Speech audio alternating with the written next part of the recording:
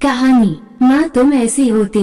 विमल बहुत परेशान था। उसे समझ में नहीं आ रहा था कि वो इस परिस्थिति से कैसे निपटे।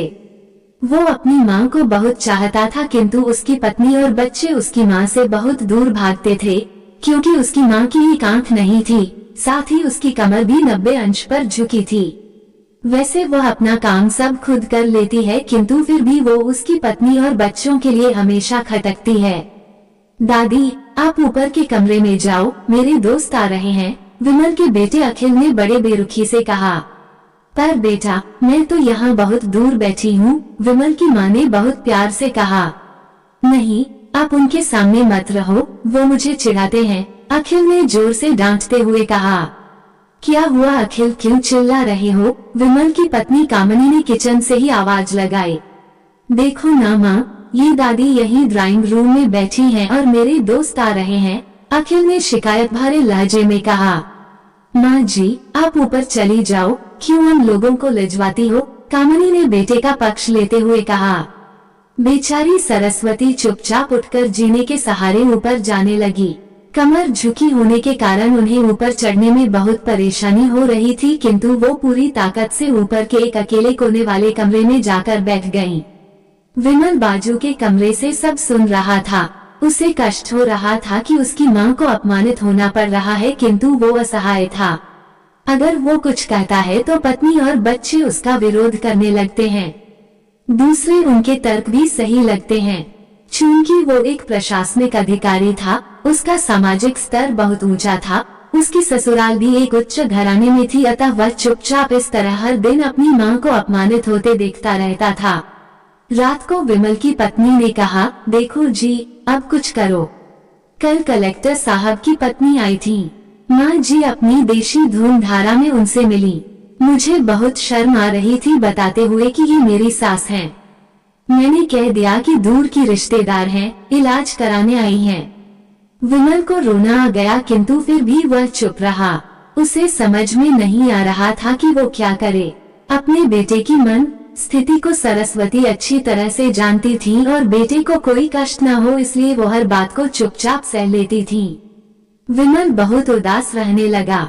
एक तरफ परिवार और सामाजिक स्तर पर जीने की प्रतिबद्धता थी, तो दूसरी ओर माँ। आखिर माँ से अपने बेटे की यह हालत नहीं देखी गई। एक दिन उसने अपने बेटे से कहा, विमल बहुत दिन हो गए हैं, मैं अपने गांव जाना चाहती हूँ, मुझे वहाँ पहुँचा दो, मेरा यहाँ मन नहीं ला रहा। किंतु माँ, वहाँ तो कोई नहीं है, तुम्हारी देखभाल कौन करेगा?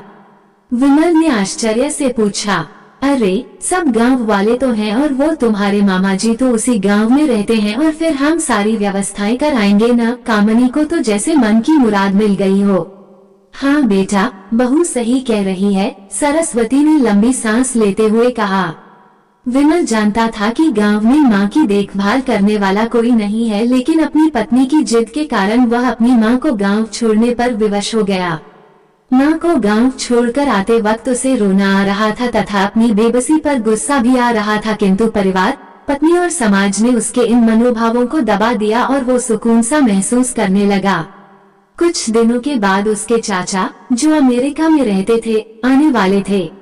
जब विमल बहुत छोटा था, उसके पिता जीवित थे, तब वो भारत आए थे और उसके बाद वो अब भारत आने वाले थे। पूरा परिवार और आस पड़ोस बहुत उत्साहित था। अमेरिका से विमल के डॉक्टर चाचा आ रहे थे।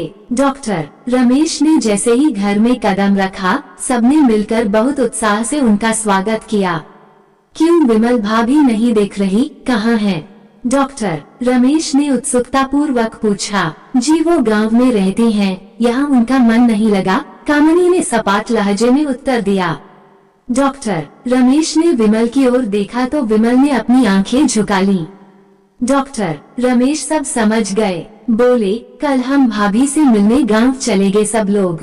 दूसरे दिन सभी लोग गांव के घर में पहुँचे। देखा कि सरस्वती को बहुत तेज बुखार है और वो पलंग पर असहाय पड़ी है। डॉक्टर रमेश दौड़कर सरस्वती के पास गए, उनके पैर छूकर रोने लगे। सरस्वती की ये हालत उनकी कल्पना से परे थी। वाह बेटा विमल, तूने तो नाम उजागर कर दिया। अपनी माँ की ये हालत देखकर तुझे तो शर्म भी नहीं आ रही होगी। डॉक्टर रमेश ने विमल को लगभग डांटते हुए कहा, नहीं देवर जी, विमल का कोई दोष नहीं है, मैं खुद गांव आई थी। सरस्वती ने अपने बेटे का बचाव किया। मुझे सब पता चल गया भाभी, आप चुप रहो। क्यों बहू, तुम्हें अपनी सास की कुरूपता पसंद नहीं है? समाज में तुम्हें नीचा देखना पड़ता है ना? डॉक्टर रमेश ने कामनी की ओर व्यंग्य से देखा। कामनी निरुत्तर होकर विमल को देखने लगी। आज तुम जिस सामाजिक स्तर पर हो वो इन्हीं के संघर्षों की देन है। और बेटा विमल, तुम्हें शायद मालूम न हो कि बचपन में जब तुम 1 साल के थे तब छत से नीचे गिरने के कारण तुम्हारी एक आंख फूट गई थी और तुम्हारी रीढ़ की हड्डी में भी समस्या थी। तब तुम्हारी इस कुरूप माँ ने अपनी एक आंख और अपना बोन मेरो तुम्हें देकर इतना सुंदर स्वरूप दिया था। कामनी बेटा, इतने सालों तक संघर्ष करके बेटे को प्रशासनिक अधिकारी बनाने वाली इस संघर्षशील औरत की तुम लोगों ने ये दशा कर दी। तुम्हें ईश्वर कभी माफ नहीं करेगा। डॉक्टर रमेश की आंखों से अश्रु जलधारा बह रही थी। अब भाभी, आप मेरे साथ अमेरिका जाएंगी, यहाँ इन स्वार्थी लोगों के बीच नहीं रहेंगी। डॉक्टर रमेश ने सरस्वती से कहा, विमल को तो काटो तो खून नहीं था। डॉक्टर रमेश जो उसके चाचा थे, उन्होंने जो राज बताया उसके बाद तो विमल को यही लग रहा था कि उससे ज्यादा पापी इंसान इस दुनिया में कोई और है ही नहीं। वो दौड़ता गया और माँ सरस्वती के कदमों से लिपट गया। माँ, मेरा अपराध अक्षम्य है। मैं जानबूझकर चुप्पी साधे रहा, आपका अपमान करवाता रहा। अब सिर्फ आप ही उस घर में मेरे साथ रहेंगी और कोई नहीं। विमल ने आग्नेय दृष्टि से अपनी पत्नी और बच्चों को देखा। कामनी को भी बहुत पश्चाताप हो रहा था, किंतु उसकी हिम्मत नहीं हो रही थी कि वो सरस्वती से आंख मिलाए। सरस्वती ने कामनी की मन स्थिति को समझकर उसको पुचकारते हुए अपने पास बुलाया और विमल को डांटते हुए कहा, खबरदार, जो मेरी बहू को मुझसे अलग करने की कोशिश की तो तुझे ही घर से बाहर निकाल दूंगी। कामनी और बच्चों ने सरस्वती के पैर पड़ते हुए अपने व्यवहार पर माफी मांगी और माँ के हृदय ने सबको माफ कर दिया। आपको ये कहानी कैसी लगी हमें कमेंट कर जरूर बताएं। इसी तरह की अच्छी कहानियाँ आप यहाँ पर पढ़ सकते हैं। यहाँ उपस्थित शिक्षाप्रद कहानियाँ आपका मनोरंजन करने के साथ दिशा भी देंगी। तो बने रहिए हमारे साथ और हमारे प्रयास को सफल बनाएं।